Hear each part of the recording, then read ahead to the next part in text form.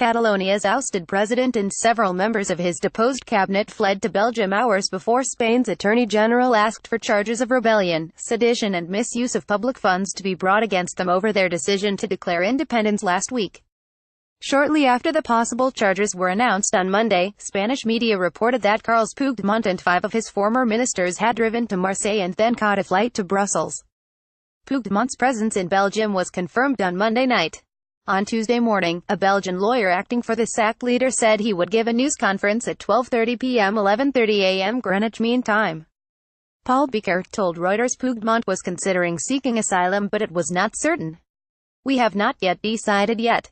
We have a lot of time to decide," he said. "We will see in the coming weeks what we are doing."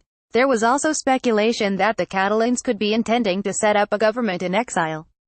In an apparent reference to Josep Tarradellas, the Catalan leader who lived in exile in Paris during the Franco dictatorship, a spokeswoman for Puigdemont's Catalan Democratic Party said, "We had presidents in this country who were not able to be here during Franco's time and they were still the president of the Catalan government."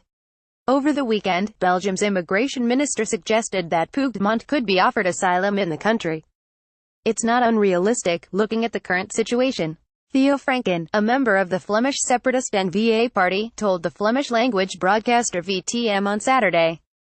"Looking at the repression by Madrid and the jail sentences that are being proposed, the question can be asked whether he still has the chance for an honest court hearing." Belgium's Prime Minister, Charles Michel, later clarified that an asylum request from Puigdemont was absolutely not on the agenda. Spain's Prime Minister, Mariano Rajoy, took the unprecedented step last Friday of using Article 155 of the Constitution to sack Puigdemont and his government, and impose direct rule on Catalonia after the regional parliament voted to declare independence. As well as taking control of the region's civil service, police and finances, Rajoy has used the article to call elections in Catalonia to be held on the 21st of December. On Monday, Spain's Attorney General, José Manuel Maza, announced that he would ask the National Court to bring the charges against 14 members of Puigdemont's administration for pushing ahead with independence in defiance of Spain's constitution and constitutional court. They include Puigdemont, his deputy, Oriol Junqueras, the administration's foreign minister, Raúl Romeva, and the government spokesman, Jordi Torrell. The Supreme Court, meanwhile, will investigate possible action against Carme Forcadell, the Speaker of the Catalan Parliament, and other parliamentary officials for the part they played in paving the way for the vote.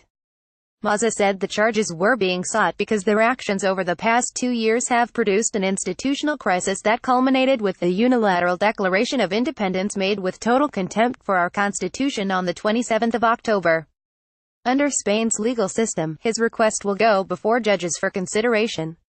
The independence leaders could be called to testify if charges are brought. The crime of rebellion carries a maximum sentence of 30 years imprisonment, while sedition carries a 15-year penalty. Misuse of public funds is punishable with a 6-year jail term. Puigdemont and Junqueras have both attacked the Spanish government's response to the declaration. Puigdemont has urged Catalans to resist repression and threats without ever abandoning, at any time, civic and peaceful conduct, while Junqueras described Madrid's reaction as a coup d'état against Catalonia. Despite fears that many of Catalonia's 200,000 civil servants would refuse to follow direct rule from Madrid, they returned to work on Monday. Spain's Interior Ministry has already named a new chief of the regional police force, the Mossos d'Esquadra, and reminded all officers stationed in Catalonia that they have a duty to obey orders, guarantee the rights of all, and fulfill the mandates of the Spanish Constitution and the region's statute. With regional polls less than 8 weeks away, the two main parties in Puigdemont's coalition said they intended to run in one way or another. A spokeswoman for PDECAT said, "Mr. Rajoy, we will see you at the ballot boxes," while a spokesman for Junqueras' Catalan Republican Left Party said, "We will find a way to participate on the 21st of December. It could be one more opportunity to consolidate the republic." According to a recent poll for El Mundo, the elections could be very close, with anti-independence parties being supported by 43.4%, with pro-independence parties on 42.5%.